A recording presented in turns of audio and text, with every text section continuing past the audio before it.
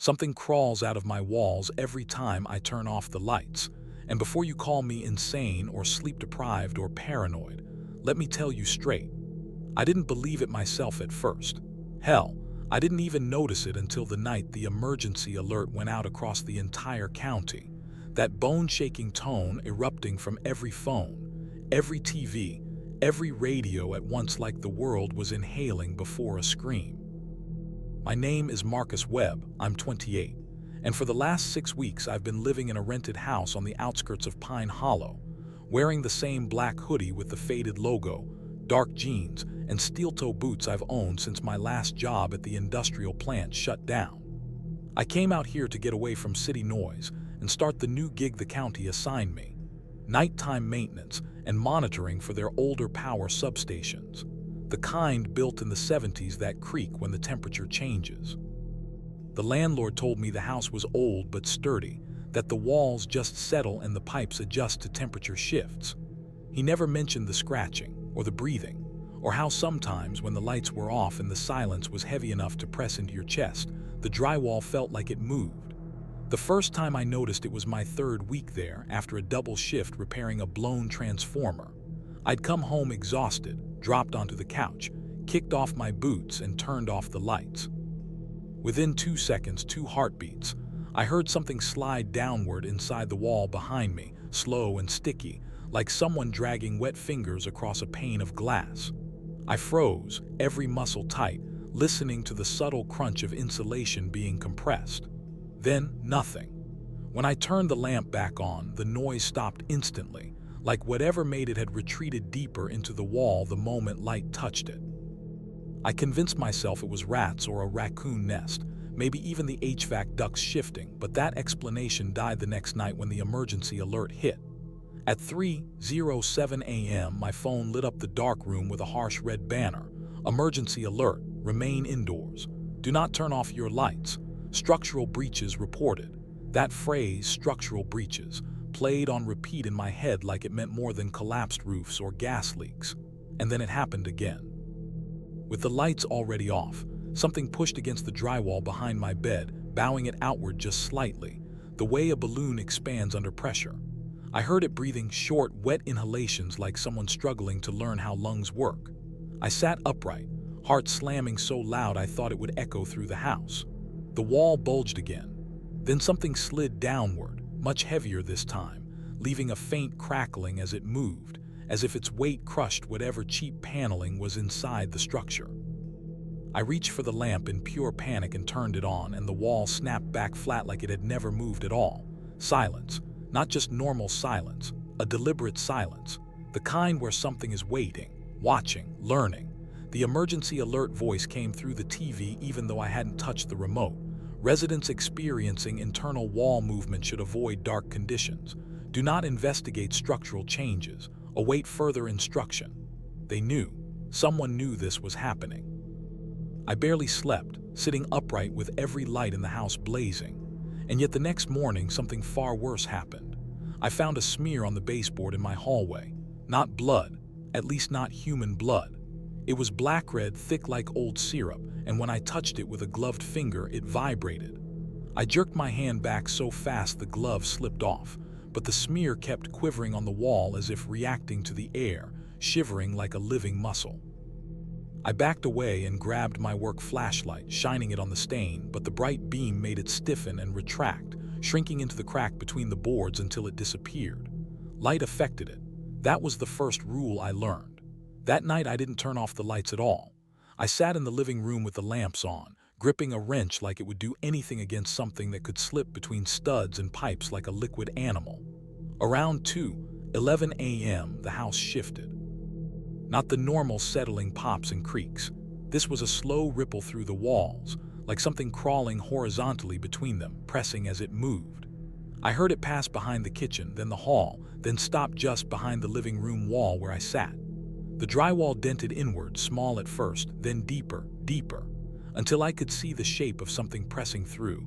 No shape I recognized, only a bulging mass that pulsed once, twice, as if syncing itself with my breathing. I aimed my flashlight at the wall and flipped it on. The instant the beam hit the bulge, Whatever was inside recoiled violently, retreating so fast the wall snapped backward with a sharp crack. I didn't move again for the rest of the night. But the next day confirmed my nightmare wasn't just exhaustion or fear.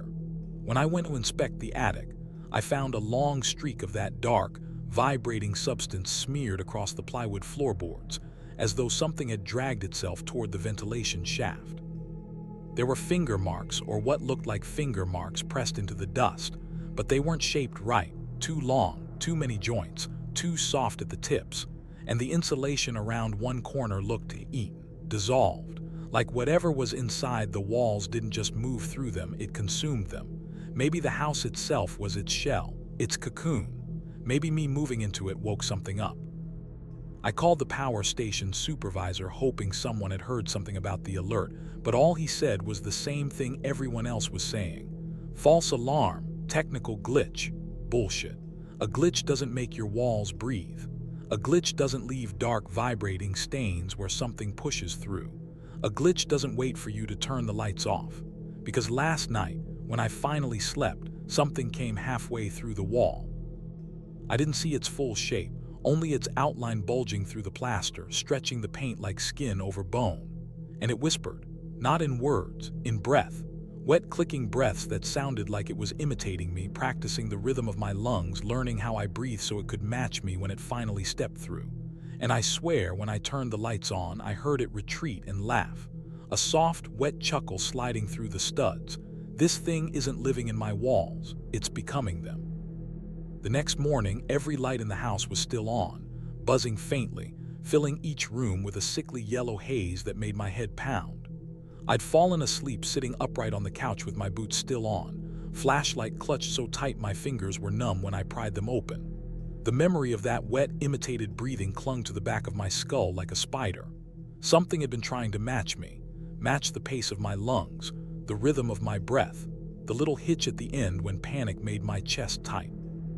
I'd heard it mimic me, imperfect, crackling, but close enough that if the lights were off, if I were half asleep, I might have mistaken it for my own breathing. That was the second rule I learned. It learns fast. As I forced myself up, bones aching from hours of tension, I noticed something new. Hairline cracks stretching across my living room wall like veins, branching outward from where the bulge had pressed the night before. The edges of the cracks seeped tiny, dark droplets. They weren't dripping, they were growing, swelling with slow, rhythmic pulses that matched the faint rumble I felt under my feet. I stumbled backward, heart racing, and flipped the switch for the overhead light off and back on again, just to make sure it still worked. The moment the bulbs flickered, the droplets quivered like they were waiting for the right moment to burst through. I left the lights on and backed into the hallway. The emergency alert from last night still echoed in my mind. Do not turn off your lights. And if the cracks and stains meant anything, it was that whoever sent that alert knew exactly what was happening. Maybe not to me specifically, but to houses like mine, to walls like these, to things like it. I needed answers. I grabbed my keys and headed outside, hesitating only long enough to check the exterior of the house. From the outside, everything looked normal, just faded blue siding, sun-bleached and worn. But when I placed my hand on the wall, the surface felt warm. Not sun-warm, body-warm, like placing a hand on someone's chest. I flinched and wiped my palm on my jeans, a tremor sliding up my arm at the thought that the house wasn't containing something. The house was part of it, and I was living inside its ribs. I drove straight to the county office, ignoring the rising panic in my chest every time a shadow crossed the road. Pine Hollow wasn't a busy place, especially not early in the morning, but today it felt abandoned. Windows shuttered, curtains drawn tight. I swear I saw someone watching from behind one set of blinds, the slats bending as though someone was pressing their face too close. When I parked outside the office, I noticed the bulletin board near the entrance, usually filled with lost pet signs and yard sale flyers, was plastered with new sheets of paper. All of them printed with the same warning: keep lights on after dark. Report wall disturbances to County Safety Division. Do not investigate movement. My stomach dropped. Wall disturbances. Wall movement. Keep lights on. They knew this wasn't pests or plumbing or the usual house-settling bullshit landlords use to avoid repairs. Inside, I found the receptionist, a guy named Ron I'd met once before, sitting stiffly at his desk. His eyes were bloodshot. His hair looked like he'd run his fingers through it too many times, and when he glanced up at me, he flinched slightly, like he wasn't expecting anyone to come inside. "Marcus," he said too quickly, "you're supposed to be on shift tonight." "My house," I said, leaning closer. "Something S inside the walls." His eyes flashed with recognition so fast he couldn't hide it. "Look," he said quietly, "I can't talk about that." "I don't care what you can talk about," I snapped. I heard it breathing. I saw the wall move. He swallowed hard. "Did you turn off your lights?" "No." "Good, don't." He stood, glanced toward the closed office door behind him, then lowered his voice. "It isn't just your house, it's anywhere built before the 80s. The older structures, they're closer." "Closer to what?" He hesitated long enough that I knew the answer wasn't going to be sane. "To whatever's underneath us," he whispered. "The ground here isn't stable. The county has known for years that something deep below the bedrock pushes upward occasionally. They call it subsurface pressure, but it's not pressure, it's something alive." A numb chill spread through me, "and it's inside my walls." "No," he said with a trembling exhale. "It's using your walls, old drywall, old wood. They absorb heat, sound, vibration. It can feel you move. It can learn you. And when the lights go out, it tests how far it can push." My breathing went uneven. "Why doesn't it break through?" "Light," he said. "It hates light. Light makes it retreat, but it doesn't forget. Every time it pulls back, it remembers where the weak points are." His voice dropped into a hollow whisper, "and it gets braver." I didn't realize I had stepped back until my shoulder hit the wall. Ron reached out with a shaking hand. "Listen, some houses have already split open. Split. Like something pushing out from the inside, not smashing through, peeling through. Like the walls are just skin." My stomach twisted. "What am I supposed to do?" "Stay awake, keep the lights on, and if you hear it mimic you, don't respond." I froze. "Mimic?" His face went pale. "You've already heard that, haven't you?" I didn't answer. I didn't need to. He nodded grimly. "That means it's almost mapped you. Once it fully learns your breathing, your rhythm, your movement, it tries to leave the walls. Leave them into the house." A cold ripple went down my spine. "No, Marcus," he said softly, "you need to understand. Once it steps out, it doesn't go back. Walls are just its cocoon. It exits when it's ready." "And then what?" He hesitated. "Then it looks for the person it learned from." I didn't wait to hear anything else. I ran out of the building, sprinting to my car like a child fleeing a nightmare, except this wasn't a nightmare. It was happening. And when I turned on my phone inside the car, a new alert popped up, one I hadn't seen before. This one wasn't from the county. It wasn't from any emergency service. It was anonymous. "Do not go home. ITS already out of the walls." I didn't drive away at first. I just sat there in the parking lot with that message glowing on my screen, the words "ITS already out of the walls" drilling into my skull harder than the emergency alert ever had. My hands shook around the phone, my breath coming in short, panicked pulls that fogged the windshield. And for a solid minute, I couldn't tell if the trembling in my chest was from fear or the lingering vibration I'd felt under my feet that morning. The rhythmic thumping that might not have been the house at all, but the thing learning how to move inside it. I glanced in the rearview mirror, half expecting something to be sitting in the back seat, hunched and dripping, wearing the shape of my breathing the way a predator wears a scent, but the seat was empty. Still, I couldn't shake the feeling that something knew I wasn't home. Something had noticed the absence of my footsteps, the silence of my body outside its walls, and it was waiting. I dialed Ron's number with shaking fingers, straight to voicemail. I didn't bother leaving a message. What was I supposed to say? "Hey man, the thing in my walls crawled out and is probably wearing my living room like a skin suit. Call me back." Instead, I tried calling the county office main line. All circuits busy. That had never happened in Pine Hollow. I checked the alert again. No sender ID, no callback number, no trace. Someone or something had sent it through a channel that wasn't supposed to exist. And somehow they knew more about my situation than even Ron. I didn't want to go back to the house. Every instinct screamed that home wasn't home anymore, that the shape of the walls, the angles of the door frames, even the temperature of the air inside had changed while I'd been gone. But I also couldn't just leave it there. My stuff, my documents, everything I owned, and worse, If that thing was really out of the walls, then the house wasn't just unsafe for me. It was unsafe for anyone who got near it. What if it slipped out a window? What if it learned doors next? The thought made me nauseous. I started the engine and drove, not toward the house, but parallel to the neighborhood, keeping the tree line between me and it while I tried to think. Halfway there, my phone buzzed again. Do not approach the structure. Do not enter. Do not make visual contact. My throat dried. Visual contact with what? My headlights dimmed for a second, just a flicker, but every light in my body went cold.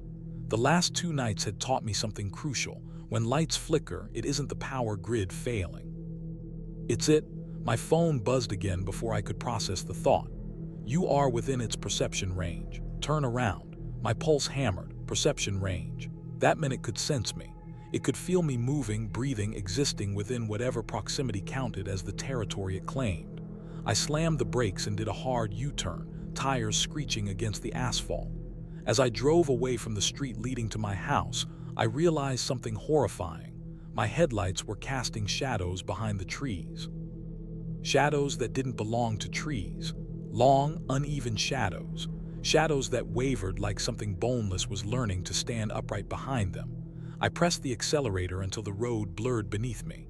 When Pine Hollow finally vanished behind me, replaced with distant hills and the faint orange glow of the next town over, my phone didn't buzz again. It stayed silent for 40 minutes, long enough for my heart rate to settle into something resembling normal. Long enough for me to start convincing myself that maybe this was just stress, exhaustion, a hallucination from working too many night shifts. Then the phone vibrated once. One message: it has left the structure. I nearly swerved off the road. Left the structure. It left the house. Meaning the walls weren't enough anymore. The shape it learned inside the cocoon of the house had stabilized. It had outgrown the drywall. The house wasn't its skin now. It was its birthplace. Place it shed like an old shell. I pulled over onto a gravel turnout and stared at the message so long my eyes stung. Another message appeared a few seconds later. It is using your movement pattern to search for you. My chest tightened. Movement pattern, the way I walk, the angle of my steps, the rhythm of my gait. The creature had been mapping me, not just my breath, my motion. Every step I took in that house. Every creak of the floorboards. Every time I leaned against a wall or shifted my weight. It had learned me. I didn't know how far its range was, how fast it could move now that it wasn't trapped inside insulation and studs and pipes. But I knew my next move. I had to get somewhere crowded, somewhere with lights, somewhere with witnesses. Predators don't like crowds, and predators that live in darkness don't like light. I drove into the next town, Oak Ridge, and parked outside a 24-hour diner, its neon sign buzzing overhead. People walked in and out, truckers, night shift workers, travelers.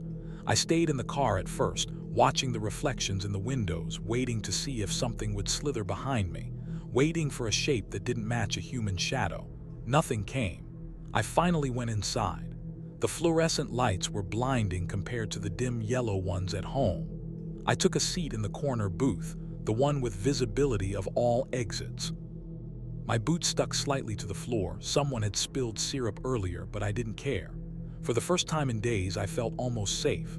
A waitress poured me coffee without asking. I didn't drink it. I watched the black surface for ripples. At 3:19 a.m., my phone buzzed again. Do not look outside. My heart stuttered. The buzzing neon lights above flickered once, just slightly. A draft rolled through the diner, not cold, not warm, just moist, like exhaled air. The windows fogged. Not from temperature change, from breathing. Something was outside, something tall enough to fog the top half of the glass. Something close enough that the moisture created a perfect oval shape. A face shape, except it wasn't a face. No features, no eyes, just a smooth surface pressing gently against the glass, shaping itself like a face-shaped balloon filling with breath.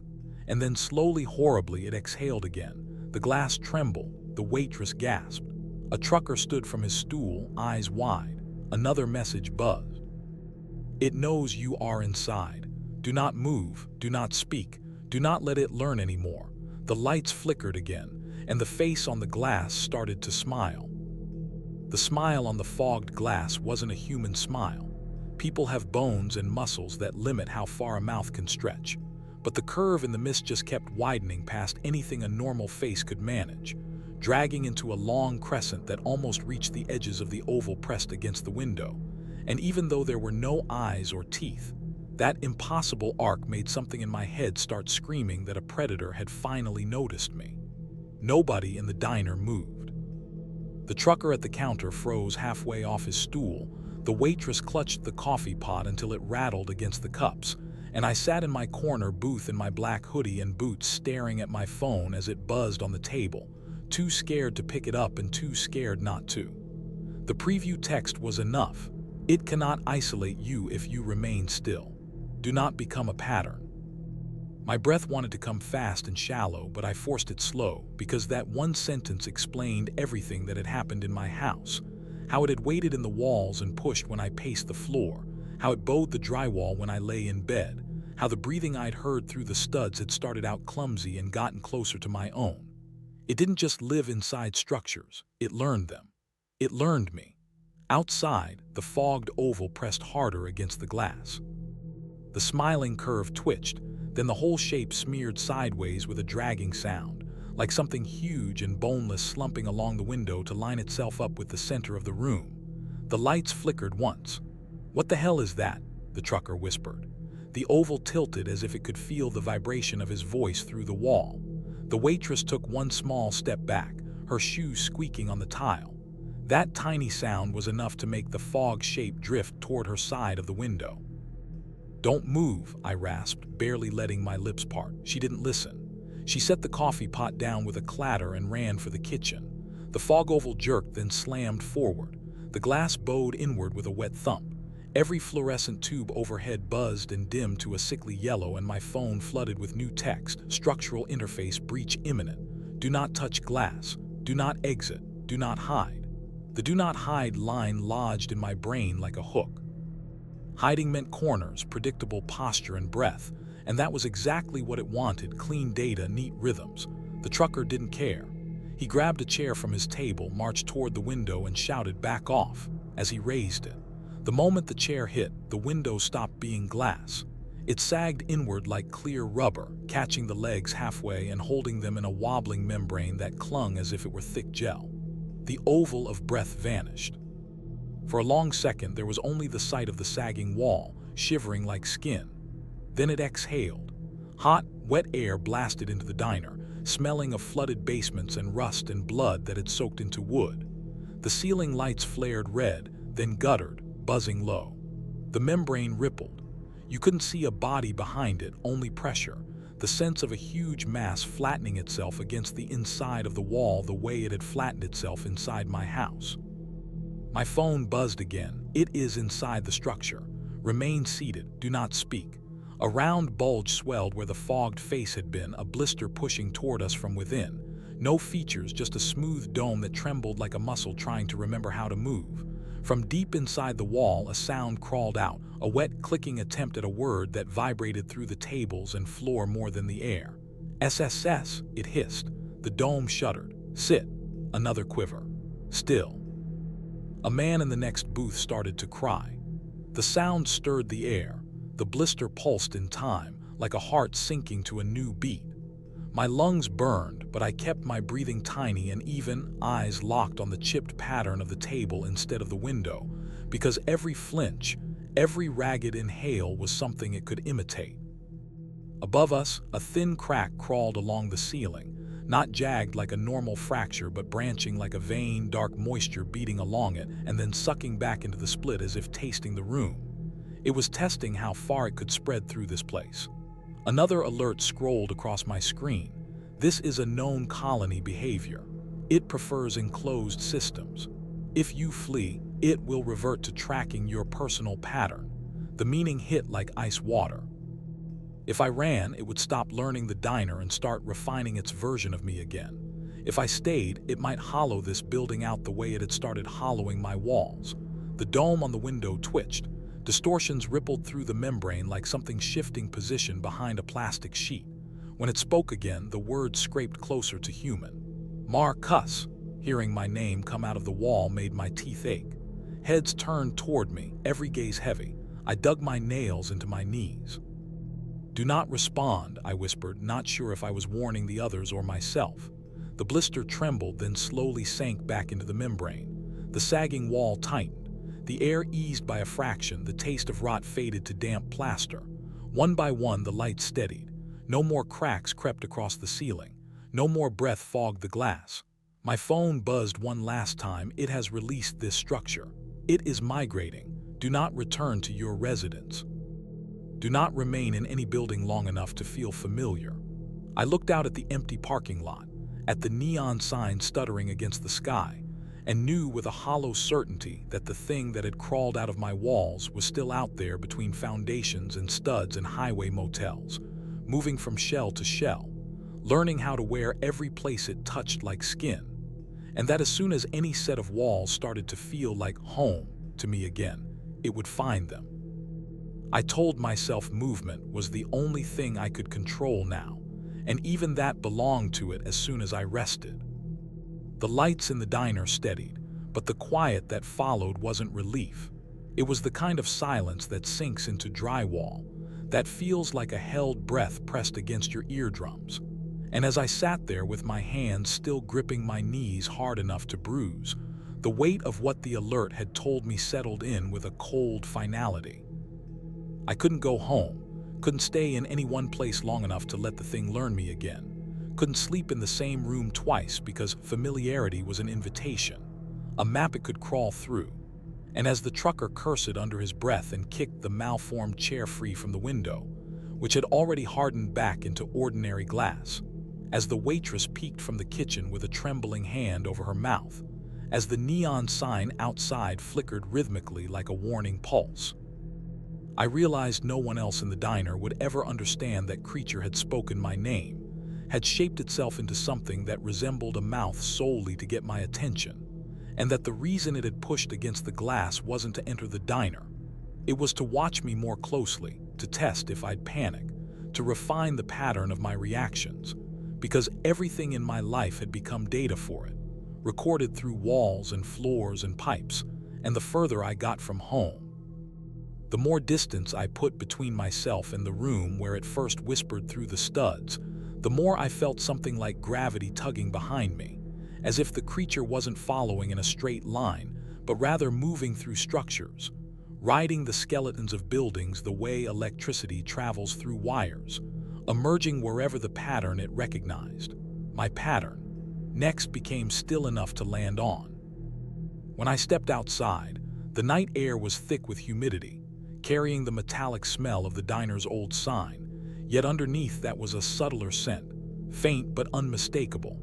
The damp, earthy breath of plaster torn open, the same smell that seeped from my bedroom wall the night the first crack appeared, and the asphalt under my boots still held a warmth that reminded me uncomfortably of skin.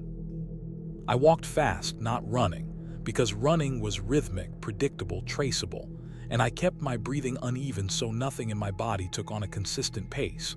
Movement had to be noise, irregular, something that couldn't be graphed, and halfway across the lot, my phone buzzed again with no sender.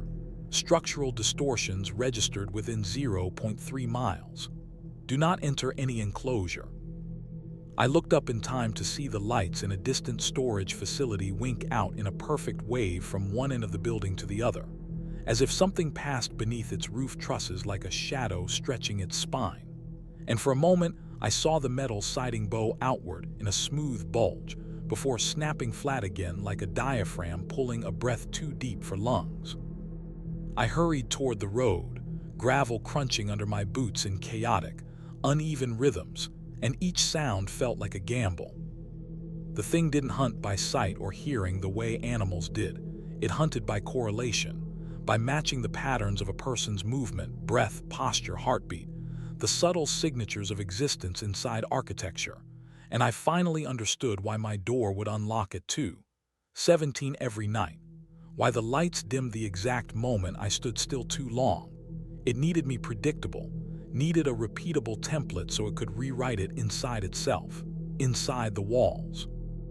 Reaching the main road, I forced myself not to look back at the diner, because if it was behind me, I didn't want to see the walls breathing again, didn't want to watch the fogging oval move along the glass like a blind animal scenting the air. but the reflection in the window of a parked car caught part of the diner's facade anyway. A subtle ripple along the lower brick row, a flex like a throat swallowing.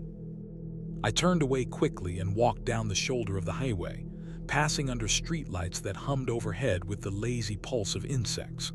Far off, maybe a quarter mile, a rest stop sat glowing like a small island of safety, but the alert on my phone warned against entering buildings, and I trusted it now more than my own instincts. The thing had infiltrated my house so perfectly that it had learned the creak of my bed frame, the sigh of the hallway vent, the soft tap of my fingers on my nightstand. It had been inside my life for months before ever showing itself, and the thought made my stomach twist so hard I almost doubled over.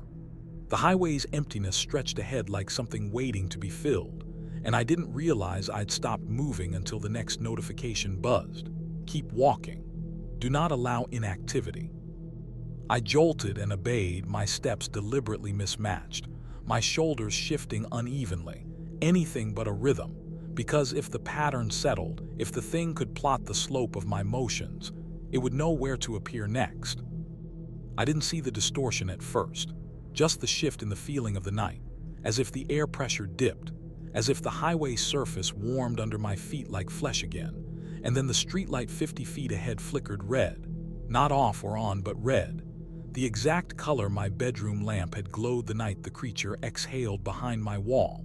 And when the halo around the bulb pulsed a second time, the metal pole supporting it bowed inward with a soft groan, like something enormous pressed against it from the inside. My heart skipped. I staggered back.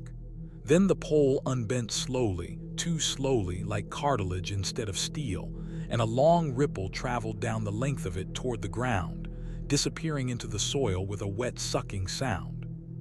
The thing wasn't just in buildings anymore. It had slipped into the infrastructure around them, into anything that had shape and resonance and internal tension, and suddenly the dark fields around the highway didn't feel empty. They felt full, as if the earth itself was being quietly rearranged beneath the roots of the grass. My phone buzzed again, the longest message yet. It has adapted beyond expected parameters. Migration no longer limited to structures. Pattern persistence increases its accuracy. Do not sleep. Do not remain still. Continuous motion required. Continue until contact is made. Contact with who? I whispered before I could stop myself, and the wind rushing along the asphalt caught the syllable, stretching it into something I swore I heard repeated too perfectly from somewhere beneath the road. Who?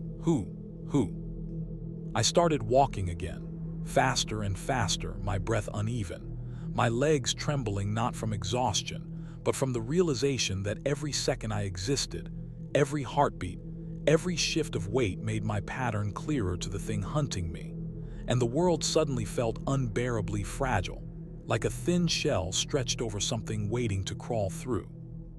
I didn't know who or what I was supposed to reach before it reached me, but I knew one thing with absolute certainty as I forced myself onward into the night.